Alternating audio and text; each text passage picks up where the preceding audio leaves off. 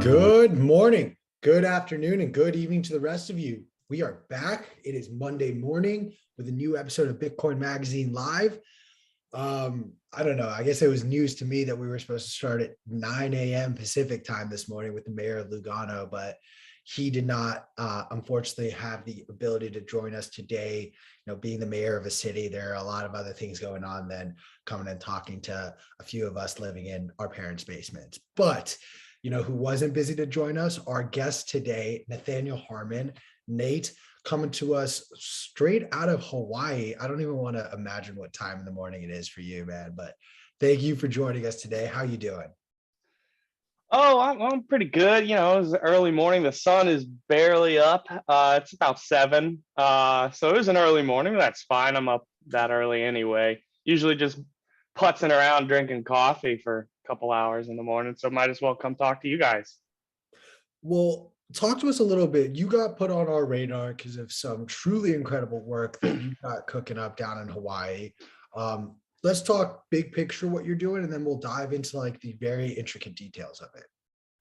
Sure. So I guess the best starting point, because it's a pretty novel idea. The best starting point, I guess, is at the beginning. I had written a paper back in 2017 and tried to, shop it around the department. I was at Manoa, the University of Hawaii, Manoa, in the graduate program for marine geology and geochemistry. I was working on some phosphate work and in situ autonomous monitoring of phosphate in the nearshore environment. And I got orange pilled real early, 2012, 2013. And, I was, playing around with Bitcoin for a while, but in the process of building, this chemistry robot for, lack of 20, let's save 20 words there and just call it a chemistry robot. I had to learn how to program stuff. And so that got me interested. I was like, well, hey, if I already have to learn all to do the, how to do all of this stuff for this one project, might as well multitask and figure out how Bitcoin works since I've been playing with it for so long. So I ended up playing with it and I ended up coming up with this theory. I was listening to a lot of economic stuff at the time, and Jeremy Rifkin came across my my radar in his Third Industrial Revolution. It's a book about the new industrial revolution. And something was wrong with it. A lot of it makes sense. To give the listeners some background, an industrial revolution is the confluence of 3 separate technologies that increase productivity, efficiency, and communication between people. And so you have an energy technology, you have a communications technology, and you have a transport technology. So, the original one was coal, the steam engine, and the telegraph and the steam-powered printing press, right? So now you could communicate faster. You could, you had this massive fuel source in coal, and you could transport that coal really quickly using the steam engine and trains. And then the second industrial revolution happened in the US with the discovery of petroleum in Texas. You had the internal combustion engine, and then you had the telephone, the television, and the radio. And both of these had massive effects. And so, as we move into a, decarbonization, the question is, what is the new industrial revolution, right? And if we know the blueprint for the last ones, we can kind of think about what those technologies would be in the new one. And it's pretty obvious that the communication technology is the internet, the thing we're on right now. And well, it's not going to be a new fossil fuel base. So it's not going to be, natural gas or biofuels, as a lot of people are, moving around. You slap bio in front of diesel, it's still diesel. It's still putting off carbon. So it's going to be renewable energy. And the one thing that really stuck out in the basis of my paper was that I thought Jeremy Rifkin was wrong. His transport technology the argument there seemed really weak. the sharing economy and drone transport, and it just seemed like it wasn't self-consistent. So I wrote this paper saying that Bitcoin is the transport technology. And I shopped this idea around, and we can come back to this later, but I shopped this idea around to the department. I was yelling about it everywhere I could, because once you, really dive into Bitcoin, it's all you want to freaking talk about. And that may or may not have had an influence on the Mora et al. Paper that Greenpeace and Brad Garlinghouse are touting. And there was really no desire from really anyone to work with me on this and help develop the idea. So I decided to do it myself. And this led me to an analysis on the state of Hawaii, and then to ocean thermal energy conversion. As OTEC happens to be the only renewable energy source that can power the state that I live in. And yeah, that's kind of the abstract, right? How much of this is based on like reading The Sovereign Individual?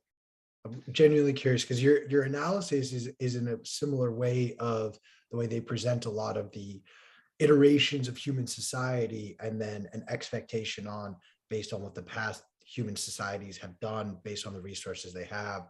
These are expectations set forth. I haven't read that book, actually. What? Yeah, you can tell me about it. I think the only book I've read, the only real book that I've read on the subject was Mastering Bitcoin. That's about as, the philosophy part. Andre, I guess I've read and listened to his talk since, Andreas Antonopoulos' talk since 2013. But Mastering Bitcoin is about and then there's Saifedean's book, which I'm not a huge fan of. But The Sovereign Individual, people keep telling me good things, so please. I mean, CK, who helped introduce the two of us, is the one who got me into it, and I'm honestly gonna send him a message right now to ship you a copy, because he has a plethora still in his, I think, left over from the conference. But the long and short of it is essentially back in the late 90s, and I believe it was published in 97, so written in 96, these two economists sort of broke down the history of human society, the first being hunter-gatherers, the second being the agricultural revolution, the third iteration, the industrial revolution, and then the final iteration, which we are watching us develop into, is the information age. And this information age, they sort of highlight the fact that the internet is going to change the way we interact with information and one another in ways that we're right now bearing witness to a lot of these things coming to fruition, like telemedicine, like telecommunications, the fact that we're here on a Zoom call chatting with you, sure, and having a broadcast elsewhere, that even so much as allude to back in 1997, 96, allude to some form of a digital currency that is separate from governments. And it does a fascinating job of explaining how and why sort of central planning came to be, and it all is rooted around the idea of property ownership.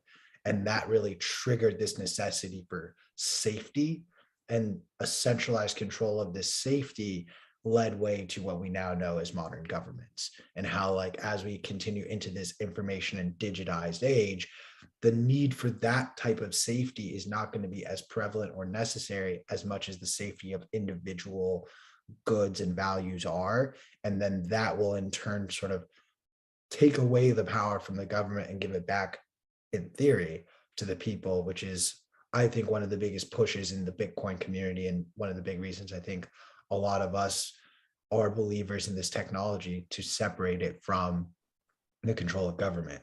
But I don't want to bore you with a conversation on the book. I want to learn more about how Hawaii is utilizing the ocean to keep itself and the entire island sort of energized, and the energy that you guys are capturing, just on that side of it, before we dive into the Bitcoin side of it. So at the moment, we're not. This is actually a big problem. Hawaii was a sovereign nation, sovereign kingdom. There's a palace here, Iolani Palace. It's the only royal palace on U.S. soil. It's a beautiful building if you're ever in the area.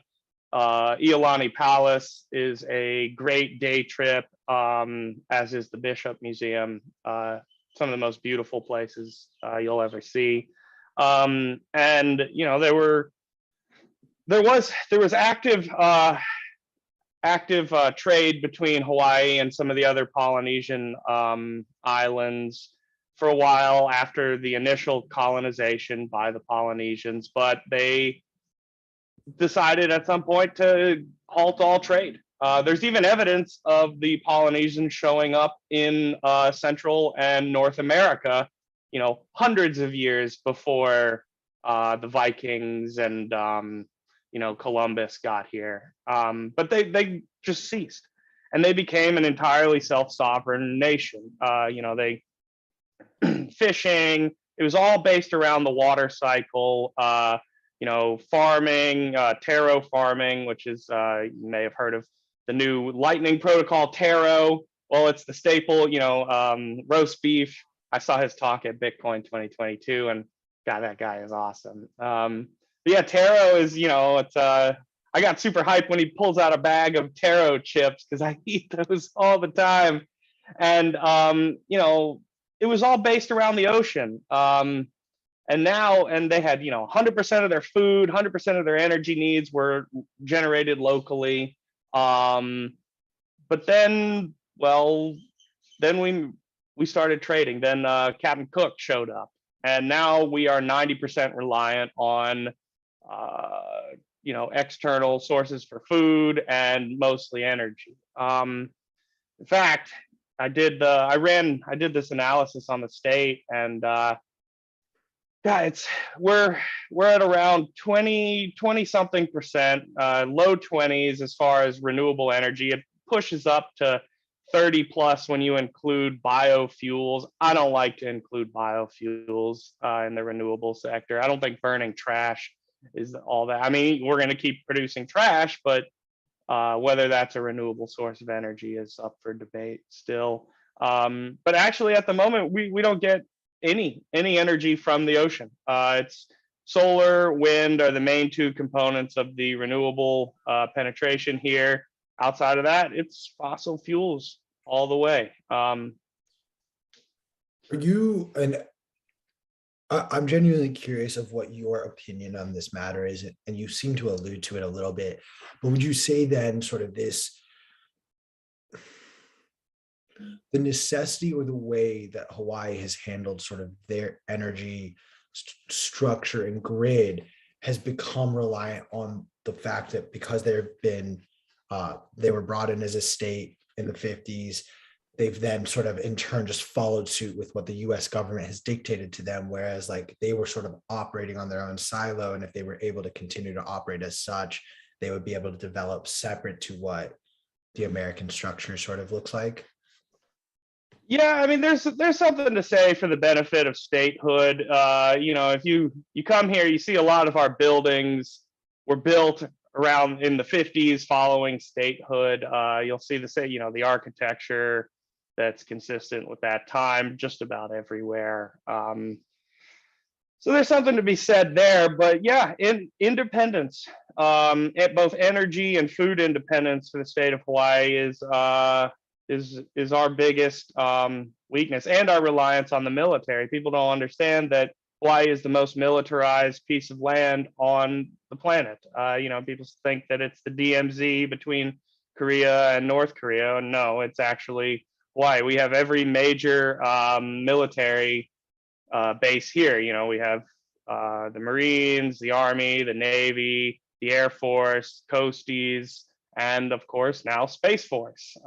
It's funny seeing the Space Force logo on buildings now. And yeah, it's the independence is really important as you know, going forward. Trade, you know, I guess a deglobalization is kind of happening, and you know, being self-reliant really goes a long way, especially when you're 2,000 miles from the nearest landmass, and we absolutely need it. and we have all this energy. There's all this energy here. There's just very little incentive to go explore it. There's we actually have the curtailment issue here is one of the worst in the world. You know, in the middle of the day when the sun is shining and the wind is blowing, we actually generate too much energy. And there's this mandate, and so what do you do with this energy? Well, you turn off the windmills. So you'll often see on the north shore of Oahu or on Maui, where the largest curtailment problem is, you'll see these windmills just not turning, and you ask yourself, well, then why aren't we using that energy? And it's an issue. Demand response. Our current demand response thinking is that let's turn on air conditioning in buildings that aren't occupied. To use up the energy that you guys have been storing. Yeah, and that leaves this deficit in funding. It's like, well, I'd say I'm building a wind farm and I'm trying to make the calculation. How soon is it going to pay back? Well, if I have to curtail energy, that makes that calculation a lot more difficult. And wind and solar, because they're intermittent, right? They're only when the wind is blowing and only when the sun is shining, especially directly overhead, unless you have the tracking, which is more expensive, of course. So you want to use that energy when you have it, and if you have to turn it off in the middle of the day, it just makes it unprofitable to build new, even though we have to, because we were the only state. Now with the Ukraine crisis, everybody rushed to ban Russian oil. Well, there's only one state who actually used Russian oil, and that was us. So our energy prices, of course, our gasoline. People are complaining about $4 or $5 for gas, and that was that's what we paid for years. What are gas prices? I'm in Los Angeles, so I've got $6 a gallon right now, but it sounds like you've got me beat. It really depends where you go. So I go to Costco, and Nice. Costco has the cheapest energy. It's like 5 to 5.5. That's the cheapest. You can get higher elsewhere, but no, we make the we make the commute to Costco to fill up whenever we're in town. So a worthy trip, to say the least. It saves money. From a lot of what we're talking about here, it kind of seems like this is exactly what Bitcoin, and specifically Bitcoin mining, could solve. You incorporate Bitcoin miners on these wind farms, and then there's no need to shut the wind farms down. The excess energy goes towards building off continuing to power these Bitcoin miners to in turn help boost the network hash rate overall, but at the same time help the local communities, help these businesses maximize profits. I don't want to spend too much time talking about technologies that exist. I'd love to really use your expertise now and dive into what this technology that you have really been building out and how you see it helping Hawaii and the rest of the world. Yeah, so like I said, I've been, I came up with this idea, and then I did this analysis of the state of Hawaii. How do we actually get to 2045, 100% renewable? And, I went down I did an analysis on, I call it the Oahu problem, because Oahu is the main population center in the state of Hawaii. We have 1 million of the 1.4 million people live on this one island. And you can get to, the energy needs of the outer islands. They're about 200 megawatts, and you can actually solve that with intermittent energy. It's going to be expensive, for sure, but you can solve this problem on the outer islands. So I call it the Oahu problem. It's not necessarily the Hawaii problem. So everybody's talking about ERCOT and the Texas grid and how they're disconnected. And well, not only is Hawaii its own energy grid disconnected from the mainland, each individual island is disconnected from each other. So it's really and we're 2,000 miles from the nearest landmass, so we really are the definition of stranded energy. So I ran this analysis on one of our power plants. What would it look like to replace it with the current thinking? So there's a 600 megawatt power plant out at Kahe Beach. It's called Electric Beach because there's the electric power plant, and then there's a great beach. There's a hot warm water outflow there, and it's a great snorkel spot, great diving location as well. If you come here, check it out. It's fun. You swim into the pipe, and then it kind of shoots you back out. And what would that look like to replace it with, say, a wind farm or a solar farm? And it turns out just to replace this one power plant that supplies about a third of our base, that firm supply for Oahu, you would need a offshore wind farm the size of Oahu itself. And that's just for a third. And so that's a ridiculous thing. The environmental destruction that would cause to our deep water corals would be just incalculable. And then a wind farm, you would need, or a solar farm, you would need something the size of 4 times our current, international airport. And that's, of course, with no space in between, just as all calculations of giant mega solar farms powering the world. There's no calculation for any space between them. They're jammed up next to each other. So there's no sunlight hitting the ground beneath. You have major ground, land use changes. And I guess the question, of course, is where the hell are you going to find that when there's 1 million people living on this island? There's no room for that here, and it'll never happen. You can hardly get the permits to build new housing. So building 4 new international airports is not going to happen. So then, of course, you go, okay, solar, wind don't work for solving the Oahu problem. What's next? Well, hydro. We don't have rivers on Oahu. There's no hydropower available here. Say, okay, well, geo. There's volcanoes in Hawaii, right? Well, no, there's only volcanoes on the Big Island, and there's a little bit in Maui, and there's actually not enough. Even if you were able to exploit 100% of the geopower on the Big Island and Maui, you're still not getting there for Oahu. And then there's a political palatability problem. So the indigenous community, rightfully so, is not stoked on, everything is sacred. The land is sacred here. And it really is. If you ever come here, Hawaii is a magical place, and you can feel that, that magic in the land.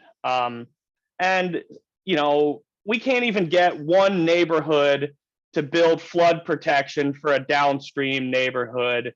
So Manoa Valley, there's they want to build to protect Waikiki and the tourists. They want to build some flood protection in the Manoa Valley. Well, the Manoa residents are like, no, let Waikiki drown. So that kind of sentiment is even within the same island. Powering Oahu from another island is, again, just not going to work. So, what's next? Well, nuclear, I like nuclear, but we don't have anywhere to site nuclear in the state of Hawaii. Siting is a big problem with nuclear. People think, oh, nuclear is available everywhere. No, it's not. You have to have a siting for it. You have to have, coastal. You have to have a coastal spot for it, and it has to be 30 miles from the nearest major population center, and you have to have evacuation zones. Well, you can't evacuate 1 million people off of an island 2,000 miles from anywhere else. So nuclear, no go. There's wave energy as well. Again, that's an intermittent supply. But even if we sited 100% of the Oahu coastline with waves, again, you have the moorings, and it's incredibly destructive to the environment. You're only getting 12%, and wave energy is not there. It's not ready for the show yet. It's not even proven out. And then, you think tidal. We don't actually have big tidal energy here. And so I thinking back to I was in the oceanography department, and so one thing we learned about was ocean thermal energy conversion. And this is the only viable energy source that can reliably 100%, more than 100% power not just Oahu, but the entire state of Hawaii. And yeah, that's what we're working on, ocean thermal energy. Talk to us about like how you guys are really gonna capture this on a small scale and then scale this out wider. What does it look like presently? So the way ocean thermal energy conversion works is it uses, just like any energy generating technology, a temperature differential, except that temperature differential is warm water at the surface, and then about 1,000 meters down, there is 5 degrees Celsius water. And what you can do is you can pump that cold water up to the surface, and you can run a heat engine based on the temperature differential using ammonia as the working fluid. So, the warm water evaporates the ammonia. There's pressure changes. You run it through a turbine, spins the turbine. You use the cold water to condense it, and just run that in a loop, evaporating, condensing, evaporating, condensing, evaporating, condensing. And this technology has been around for 150 years.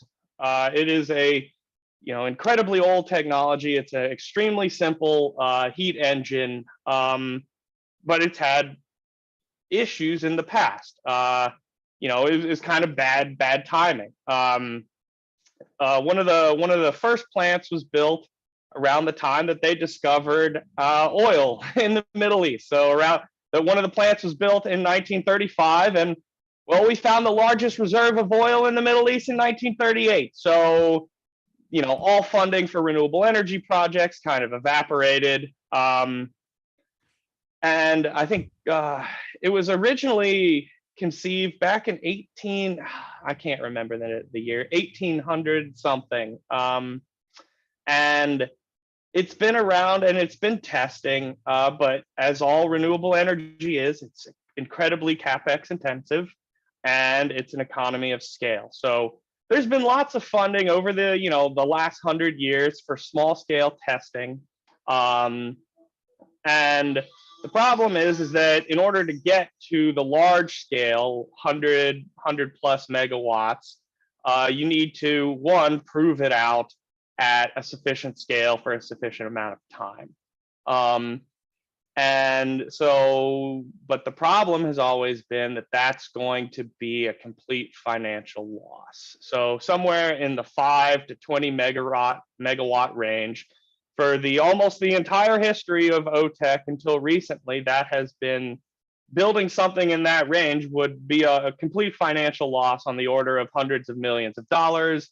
And they're not even, the government won't fund it because, one, the US government doesn't really care about OTEC because really it's only viable for Hawaii and Puerto Rico and Guam. And, we can't even, the current argument, nobody cares about Hawaii, but nobody cares about Puerto Rico. They voted to take away Puerto Ricans' ability to access Social Security insurance, I think last week or 2 weeks ago. So why would you invest all this money, especially when we produce so much fossil fuel into this technology?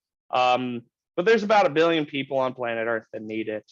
But how do you get over what's called the innovation valley of death? And that's really where we're working on. We've partnered with Mackay Ocean Engineering here on Oahu.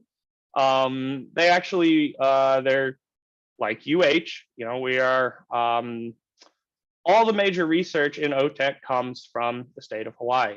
Go figure. We're a Sea Grant, research university, and it's really been, UH has been the major, and so this is what we learn about. They teach about it all the time. There is Mackay Ocean Engineering built the first grid-connected OTEC power plant on the Big Island back in 2015. It was 100 kilowatt testing facility for heat exchangers. It's mostly to test their heat exchanger work that they were doing for the F-35, but they built the cold water piping, goes down to about 1,000 meters, pulls up cold water, and they ran 100 kilowatt OTEC plant off of it. And so, one thing we want to do is we want to do a test there.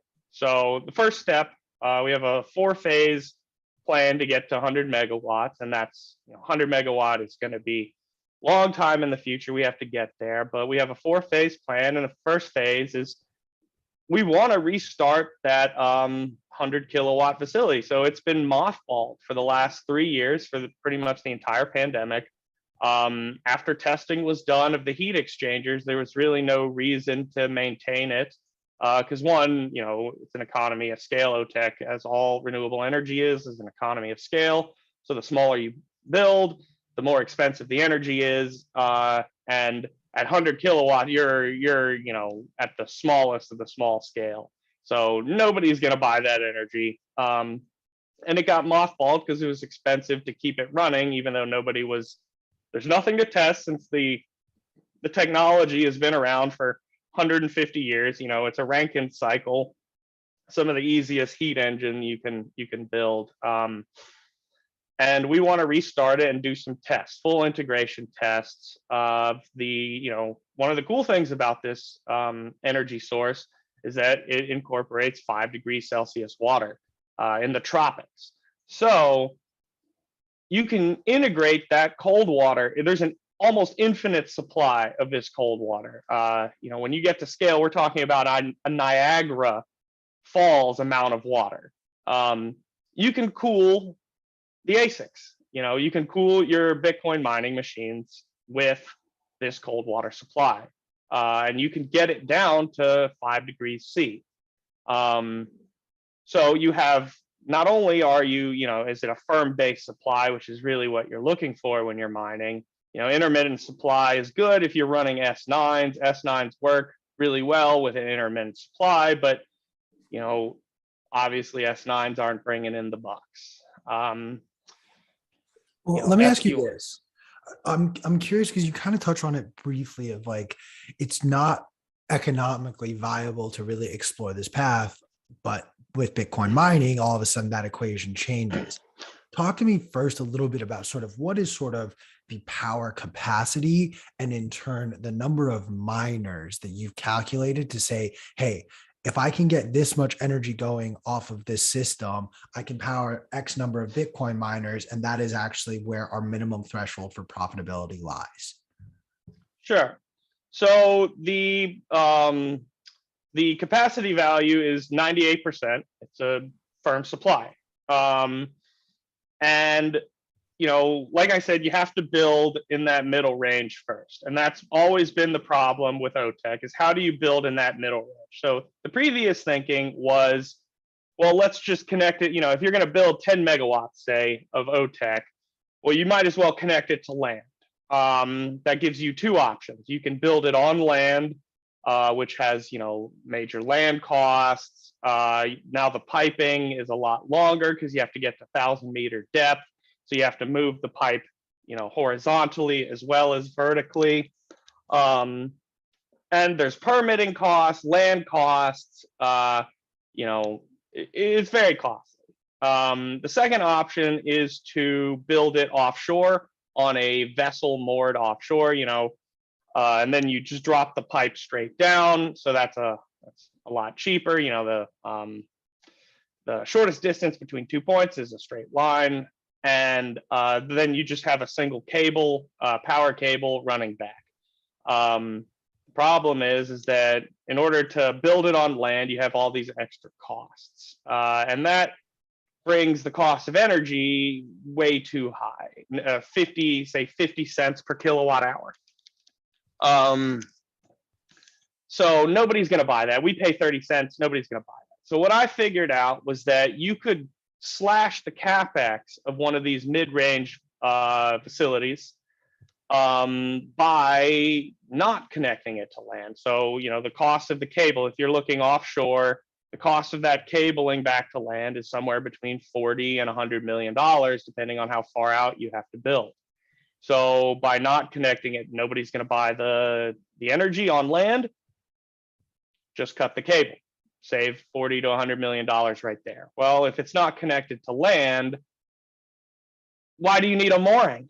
The mooring, huge expense, tens of millions of dollars. Well, you can cut that. Now you have a floating vessel, right? There's no real need to have it moored, so you just have it floating. And Hawaii is, we're obviously a tropical community, but we're at around 21 degrees north. It's a little cold. The water gets a little nippy here in the winter time. You don't need a wetsuit, but when you get in, you're like, ooh. When I go surfing. To establish for our viewers, like when you say it gets cold in Hawaii in the wintertime, like obviously it's still warmer than even the beaches in LA, but like how Yes. cold is it? It's about, what is it? High 70s. Okay, that's not cold. And even I have the weakest skin when it comes to cold weather, and I will be the first to tell you. Yeah, you never need a wetsuit year round. I surf all the time, and I've never worn a wetsuit surfing here. When I was scuba diving for a living in another life, I'd wear a wetsuit, but I would be, diving 6 times a day. But surfing, there's absolutely no need, not even on the windiest, coldest day of the year. Before the sun comes up, you still don't need a wetsuit to go surfing. But it's not that, it's still a little chillier. You can find better temperature differentials, delta T's.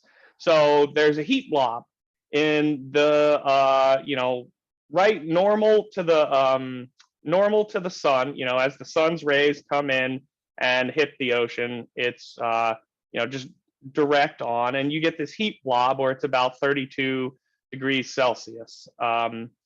And so if you're not connected to land and you're not moored, you might as well go push that efficiency as far as possible. So, the efficiency of OTEC is solely determined by the temperature differential.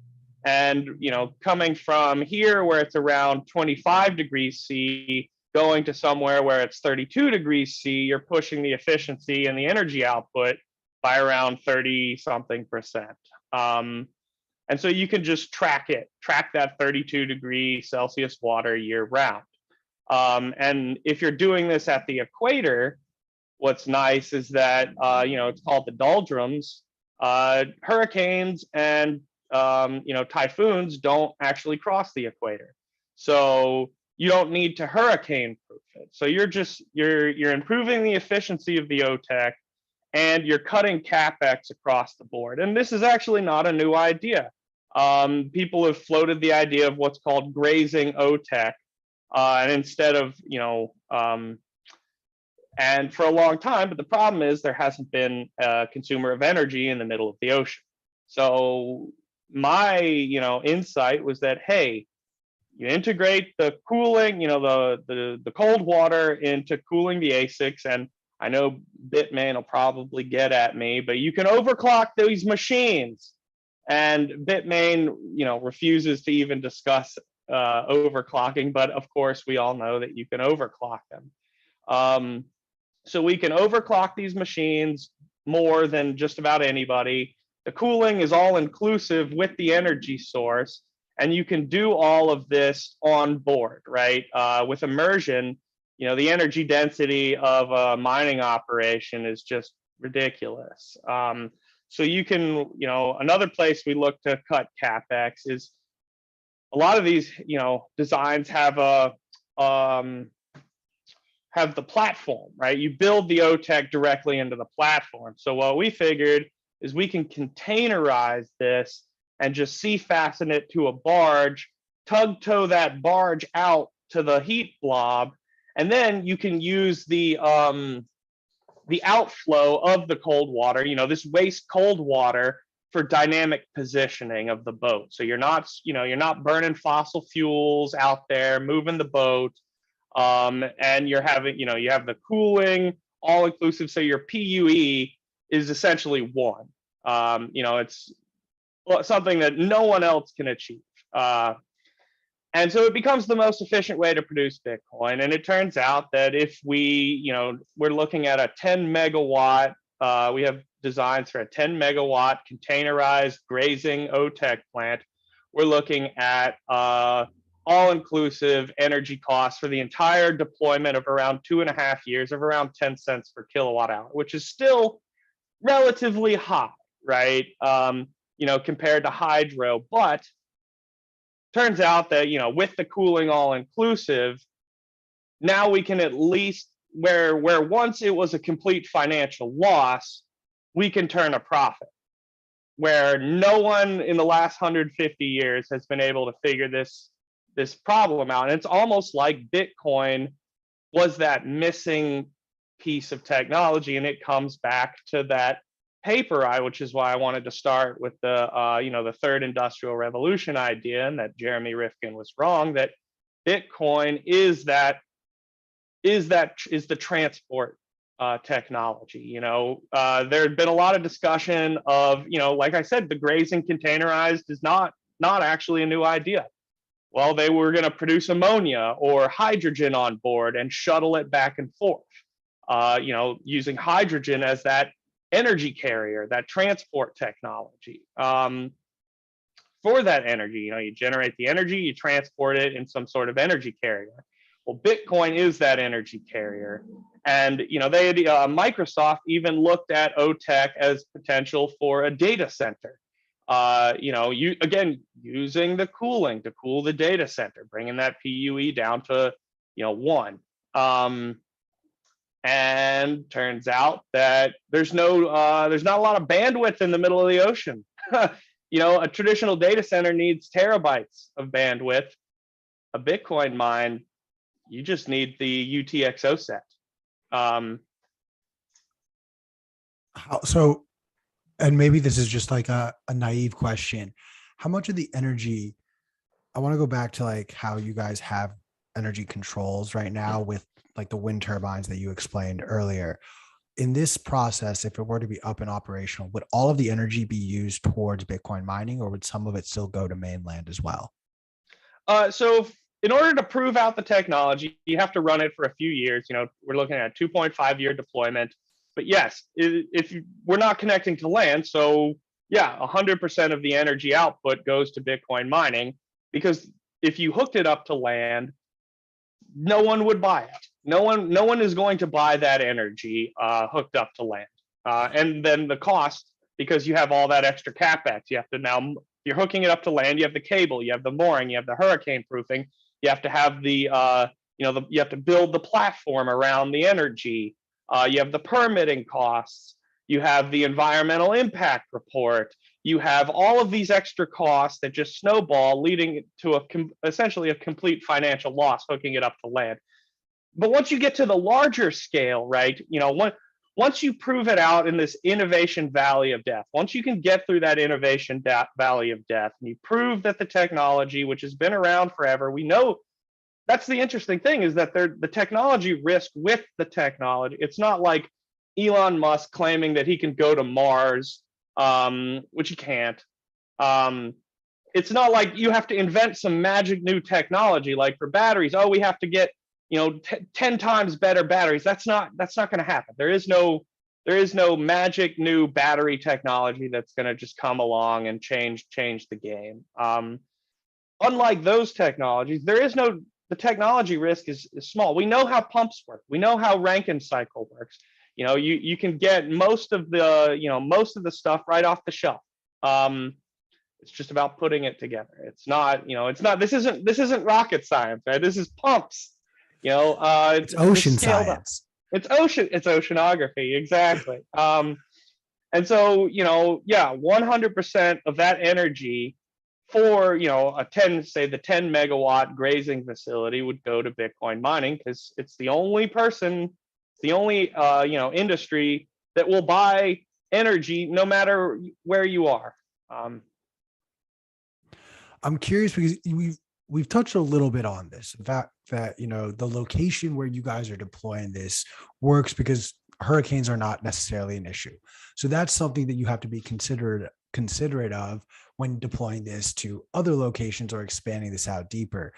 I'm curious, to beyond just hurricanes, what are other sort of constraints of where you could possibly go to launch this type of a project? So you have 23 south to 23 north. It's only in the tropics, Latitude, right? right? Yeah. So that covers about, it's a third of the planet. And of course, it's only in deep water, so you need access to about 1,000 meters of depth in order to get that temperature differential, right? And you're using the oceans as a battery. Sun hits the equator, warms the water up. The ocean currents transport it north to the poles where it sinks down low. It gets colder. As the ice forms, it becomes super salty. The water, ice is fresh water. So the water that's left behind from the ice formation is super salty. Density is a function of the density of water is a function of temperature and the content. So it's super salty, super cold, sinks down deep, and then it's transported back. And it turns out that the Pacific is one of the last places for those undersea currents to go. And as that current is going around the world on its way to the Pacific, things are raining down. It's the fancy word is called detritus, but it's just shit. Things live, die, fall down, and they accumulate in these undersea currents. So we're pulling them up, and they're super nutrient dense. And what you can do is you can release it at the surface, and you generate primary production. And primary production pulls carbon out, and then they die and sink down. So it's carbon capture and storage. So there's one thing, there's a few environmental concerns that need to be taken care of. There's a noise, obviously, you're pumping up lots of water, it's super noisy. So, where to stick the, how deep to put it, about 1,000 meters, you don't have too much noise attenuation problems. If a plant is stationary and you're releasing that cold water at the surface, you get too much primary production and you end up with eutrophication. You get too much primary production, and then the other single cell organisms come and eat the primary producers, and you get like a red tide sort of deal. But if you're moving, that's not really a concern. Besides, you really just need deep water and warm temperature at the surface. Anywhere will work. I might be like dumbing this down a little too much, but this is more for my sake, and I'm going to say it's for the sake of listeners. When you talk these undersea currents, like this is no different than like the current that's in Finding Nemo, for example, like these just pushes of water and airflow that essentially like they're not impacting the rest of the water itself, but this flow creates a source of energy. And that's what you guys are capitalizing on. Yeah. The Gulf Stream, most everybody's heard of the Gulf Stream. That's just one of these currents. It's transporting heat from the tropics northwards. And then, on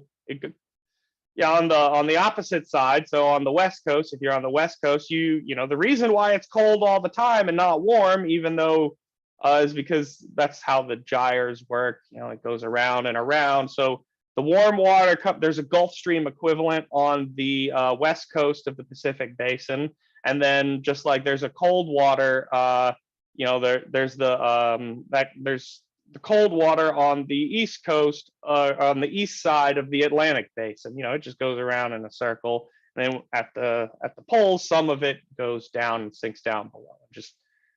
It's called the thermohaline circulation. Thermo, temperature, haline, salt, salinity.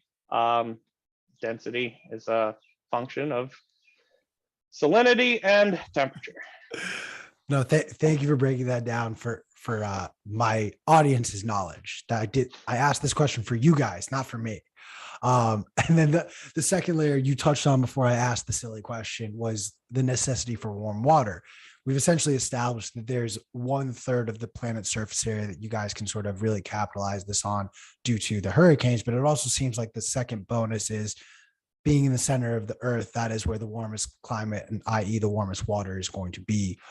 How does this like, what is the temperature threshold at that point? Is there like a, hey, if the water's at 65 Fahrenheit, this is too cold now all of a sudden? Is there that sort of threshold that you have? 20 degrees C is the delta T that you really, the change in temperature between the warm and the cold is about 20 degrees C is where the drop off in efficiency just starts happening. It's, I think, down to about 12 degrees C or so is where the total break even is on it. So if you have a 12 degrees C delta T, you're just powering the pumps. There's no net out of it. And then at 20 degrees C, I believe the total efficiency of the system is around, you have to subtract out the pumping, you have to subtract out all the other minor thing. It comes out to about 3 to 4% is the net energy output that you can get. But if you're at 32 degrees C, so the delta T of 27 degrees, now you're pushing 5-6%, which is a really good increase in efficiency. Does the water by you really get that hot? Not by us, no. Okay. That's why we have to go to the heat blob, right? Okay. To make one of these 10 megawatt, in this innovation valley of death, you have to find the highest delta T in the ocean to really make it actually work financially. Not to make it work technically, but to make it work financially, you have to push that efficiency everywhere you can. So what resources go into that? I'm assuming some sort of thermal mapping of the water temperatures helps to like expedite this process, but like, and forgive my ignorance in these questions. This is not something that I'm spending my day-to-day really understanding or familiar with these techs, but like how much area are you able to cover right now? Because it feels like to find like a gold mine like that, if you will, pun intended, like you have to kind of keep moving to find where it is and how to capitalize on it. Temperature is really easy. There's plenty of satellites. Data is all publicly available. There's the Argo float system. There's hundreds of these autonomous sort of floats just floating around the ocean, taking temperature, salinity, anything you can measure in a solid state. They read and then they transmit back. And what they do is they come to the surface, recharge, dive deep, float around, gather data, come up, transmit the data, recharge, go back down. And there's hundreds of them. I've been on a few cruises where you could just go pick these things up, repair them, toss them back in the ocean, deploy new ones. The temperature data for the ocean is really well known. It's something, most, at least undergrads play around with in the oceanography department. Yeah, finding the highest delta T is not difficult. It's pretty easy with satellites. I also want to go back, and again, forgive the ignorance on this, but you kind of mentioned at the start of this process, what's happening is water's getting pumped up through from this cold, and that is sort of what initiates this process. But I'm curious, where's the energy source for this initial pump? Is that automated in the system already? Is that done based on the tides moving? Where is that initial energy force coming from? So the first energy is you're going to have another energy source. So in order to start the pumps, you have to have, whether it's fossil fuels or whatever, doesn't really matter. But once you have that pump going, then you use the energy, the net output to power those pumps. Okay. So it's self-sufficient just within, it's almost like starting the engine. You have to use like a little bit more fuel just to start the engine. And then after that, it's operating. Yeah, exactly. Yeah. Got it. And talk to me a little bit now about like, how does this, because this is, as you've mentioned, an energy sort of capture system that's been around for over a century, but hasn't been capitalized yet. What do you see or envision the way you have been able to utilize this? How does that look for the future of this energy capture and utilization, not related directly to sort of how it's now going to mine Bitcoin miners, but just now how we can look and understand energy utilization in a new way? So, our goal is to get it to full scale, to scale this technology out. So we have to get through this innovation valley of death, get through this 10 megawatt. And there's actually a pretty big market for containerized 10 megawatt 10 megawatt OTEC, containers, right? But then once we get through that, once we can prove that it works at scale for a sufficient amount of time, it becomes an attractive investment to go bigger, to 100 megawatts. And there's some technical challenges, engineering challenges with pumping up. So 100 megawatt power plant is going to have a tube about 12 meters in diameter, and you're pumping up about a Olympic swimming pool amount of water every second. So there's technical challenges there, but a lot of those get solved at the 10 megawatt size. And they're not, it's not like you have to solve the radiation problem with going to Mars, which again, Elon will never solve, or the fact that you can't actually carry enough water for the 3-year journey on the Starship. But yeah, they're not insurmountable. It's just about working at that scale. So once you get past the innovation valley of death, 10 megawatts, prove it out, now you can get investment, for a $1 billion, 100 megawatt plant. And for one of those, you could put it in the middle of the ocean, mine Bitcoin at, sub 4 cents, 5 cents, sub 5, somewhere in that range per kilowatt hour, in the middle of the ocean. Or you could, of course, moor it, connect it up to land. And it turns out that, that's the end goal of this, is to build these power plants out for places all over the world. There's about 1 billion people in the range of, where OTEC works. Turns out a lot of people live at the equator. And it turns out that a lot of those people who live at the equator live at the coasts. And so this becomes a viable energy source for places like, not just island nations, but for, Indonesia, the Ivory Coast of Africa, for some places in the Middle East, for India, for, Mexico, again, 1 billion people can use this. And what you do is you have it moored offshore, connected to land, and turns out that a lot of those places that can use this also have plenty of solar and wind energy. So, we still want that. You still want that. But what you do is, instead of curtailing those and using S9s, you use OTEC. You curtail the OTEC. Because again, the cold water is still there.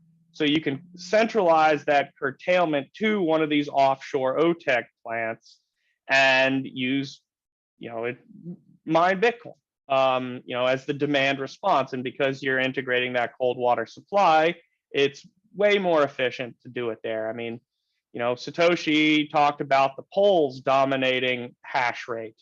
Well, there's 2 terawatts of OTEC available in the ocean, and all cooling is all inclusive. So you can cool as good as a hydro plant in Siberia during the winter all year round in the tropics, which is, it opens up an entire third of the planet to the hash rate race. I'm kind of curious though, because when we started this conversation, it seemed as though this would, and I was making this assumption, that this would be more geared towards like a private entity or private individuals to go off and build this, rather than partnering with governments, just seeing as the hurdles to essentially take the power from what you capture, bring it to mainland, too cost inefficient, as well as just the hurdles there. It's too much of a headache to do that. But it almost sounds like in the future iterations, you want to have that partnership.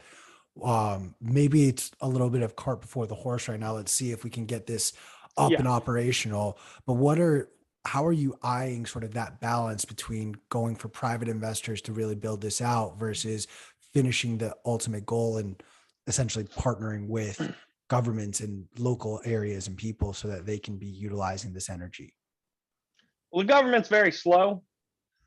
I don't know if anybody else has got Literally that, or but figuratively or both? both. Yeah.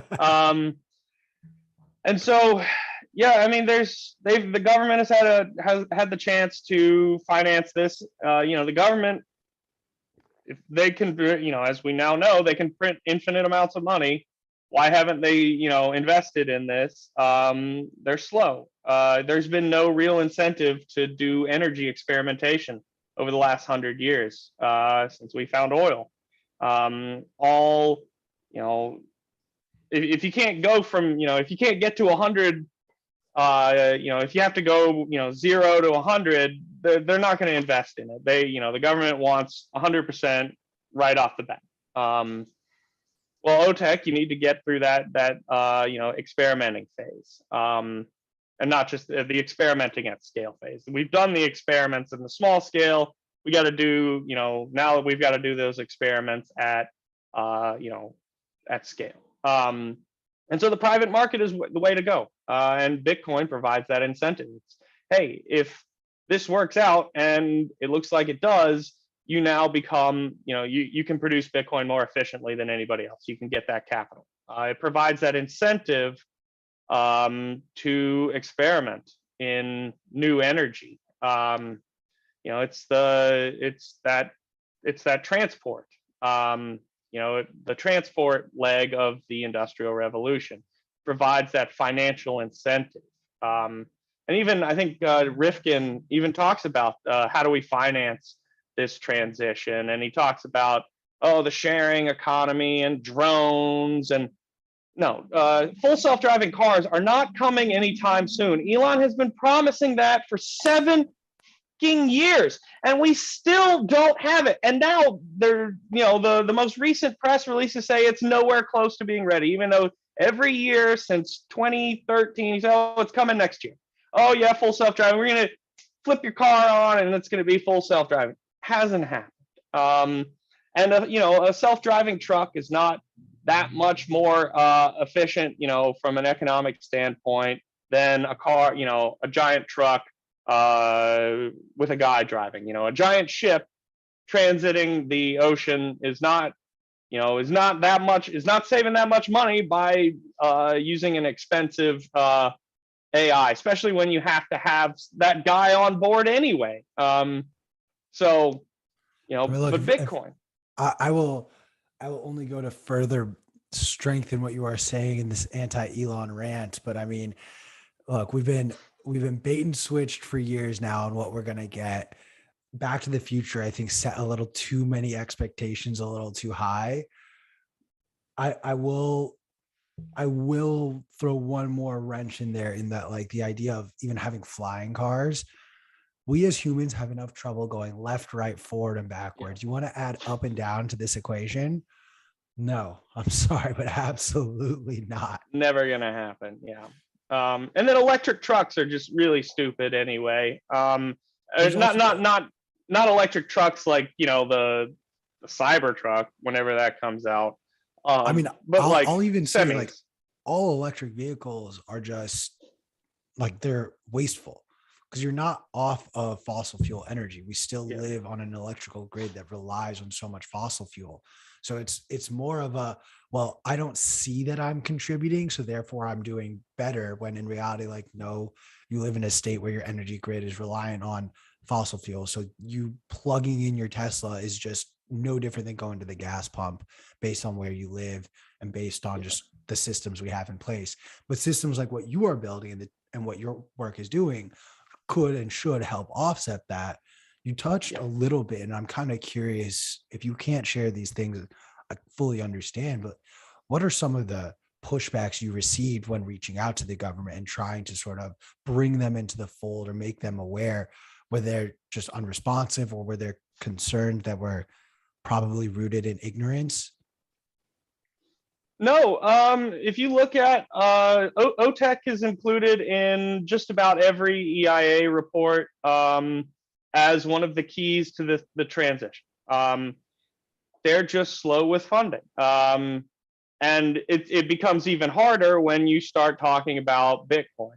As soon as you talk about Bitcoin, ears, kind of shut off. When I was shopping around my, Rifkin myth, was wrong kind of paper to the departments, I went to Mora, Camilo Mora, who was not interested, and still then, read the paper, heard the idea, then published his idea that Bitcoin will boil the oceans and push us over the 2°C. I was told by Dr. Michael Roberts, that I should drop out and that Bitcoin's a scam, and that I should work for the Winklevoss twins, which I guess I probably should have. Would have saved some money there. But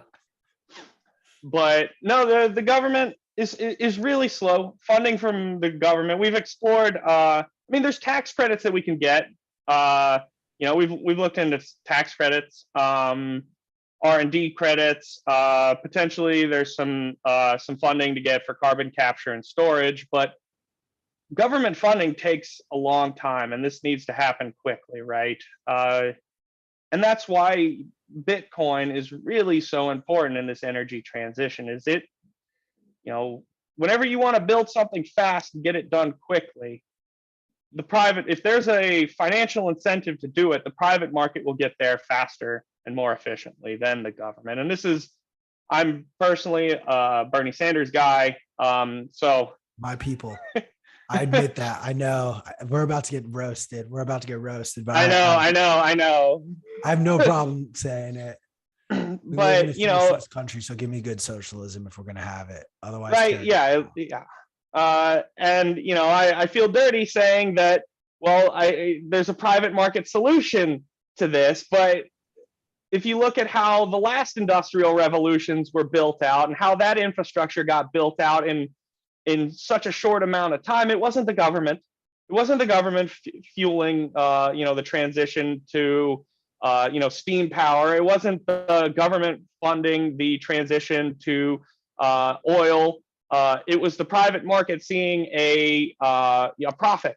There's a profit mechanism that enabled risk takers to come in and say, hey, I'm going to get that money. And I'm going to, and that's really what we've needed. And that was another area where the, Rifkin kind of flubbed with respect to the transport technology, is that relies a lot on the government funding, and they can only go that so far. There's been lots of government funding, but none of it works for the developing world.